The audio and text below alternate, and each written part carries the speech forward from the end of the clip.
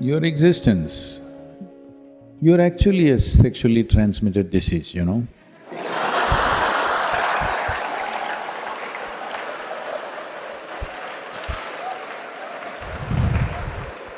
It is the basics of life, you are born because of that, I'm saying.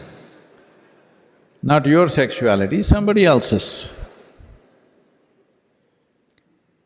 So, we are born out of that. Should we end with that? That's a question. It is not about right and wrong, it is not about morality. It is about the limited nature of what it is. Do you want to be stuck in it forever? Or do you want to think, this is all bad, I don't want to touch it? No. I would say, for at least 30 to 40% of the human beings, it is only a passing thing within themselves. But because of social culture, they all believe they must go in that direction. There may be another 30-40 for whom it's a very compulsive need. Another 30-40% are medium, they're like, they need it but not so compulsively. This is the nature of the population. I'm saying this with certain absolute sense of perception about this. Not everybody is on it all the time, but today society is cultivating them like this. If you're not it, you're not normal. So, what you're essentially saying is, all the yogis of the past were not normal, Gautam Buddha was not normal, nobody was normal except those who are on the pornography sites. Nobody's normal. No, this is highly exaggerated sense of physicality. There is a physical body, it has come into existence only because of somebody's sexuality, isn't it? So, sex as a fundamental instinct in the body is one thing, it residing in your mind is another thing. That is happening because of a certain level of culture around you. That is happening because of somebody told you it is a sin, you should not think about it. It is just that there is a dignified way of conducting it. For that we created institutions, we created a certain level of commitment, because there is a fundamental need within a human being to conduct every aspect of our life with some sense of aesthetic, otherwise we will feel like animals. See, we eat, we can eat like this.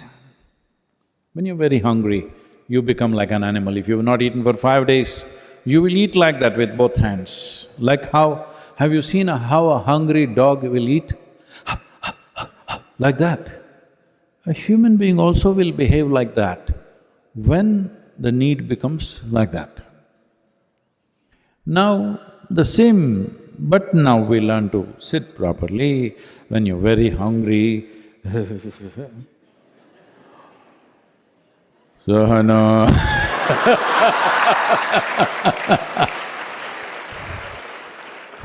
some brahmachari is showing you his lung power.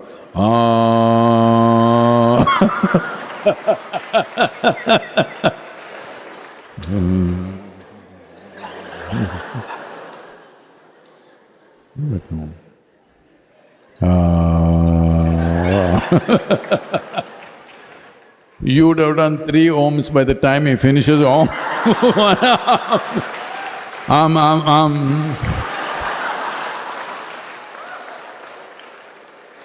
Because when something is very needed for you, just if you wait 2 minutes, you will see what is compulsive becomes conscious.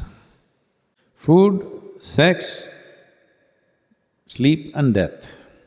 These are 4 things which are compulsive. A human being distinguishes himself or herself from animal nature just by conducting these aspects of life also consciously. That is when If you do these things like any other creature on the planet, the moment you see somebody like that, you say, "Oh, it's like animal, isn't it?" So, instinctually, there is a certain compulsiveness, but you have an intelligence which can make you conscious and conduct that aspect of life consciously.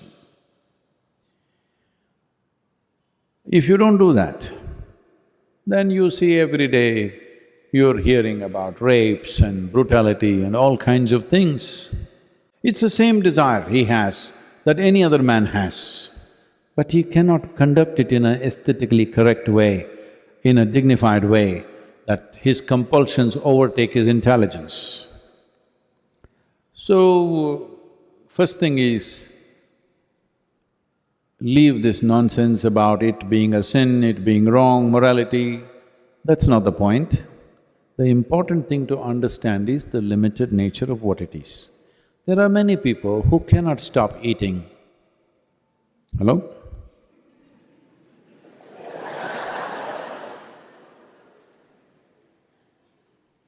It's just a good thing about eating is, if you can't stop eating, it'll be immediately noticed by everybody who did not see you eating also. Similarly, there are some people with sexuality, there are some people who fall asleep wherever they are. Satsang is a good place.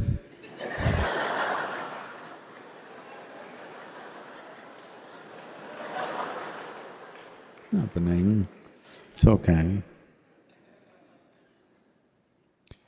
So, this is the fundamental thing. These basic instincts that we have in our bodies of food, sex, sleep and death, when you conduct these four things consciously, that is when you are a human being, including death, I'm saying. That is when you are a genuine human being. Otherwise, it's an evolutionary lapse. So what can I do, Sadhguru? It's evolution. No, that is the whole thing. Once you become a human being, evolution is by choice. Will you evolve or will you not? When you were a monkey, you did not choose to become human, but once you become a human being, what kind of human being do I want to be is your choice. At a certain moment of compulsion, you may think, I don't have choice. No, you have choice. You have not learned how to exercise that choice. Still instincts are there, but you can conduct it by choice, not by compulsion. That's the difference. All of you are born out of sex, but should you live for this for the rest of your life? This is a choice. This is a choice. It is an element of your body, it is not the whole of it. It is an element of who you are, it is not the entirety of who you are. Essentially, it is a longing. What we long for can be transformed, isn't it? When you were a child, you were longing for a peppermint. As you grow up, you long for something else. Right now, you're a young adult, you're longing for something. But longings keep changing, isn't it? This longing, will it change by the compulsions of time, or will it change by choice, by conscious choice? It is not about, you must give up this, you must give up that, you must become like this, you must become like that. There are also ways for that. That one who wants to transcend can transcend. It is not a giving up. If you transcend, you are free from everything. But the most important thing is, even when you're in it, are you a conscious choice or are you a compulsive animal? This is the thing, because the essential difference between a human being and animal is their instinctive reaction to life. We are a conscious response to life. Exercise that. It's all right, you don't have to feel guilty, you don't have to feel, oh, I am sexually driven, so I am not spiritual. You're driven, so you can make it a spiritual process. Instead of being driven, if you become the driver, that is the spiritual process. You want to be driven by something or you want to be the driver? If you are the driver, that is the spiritual process. Namaskaram.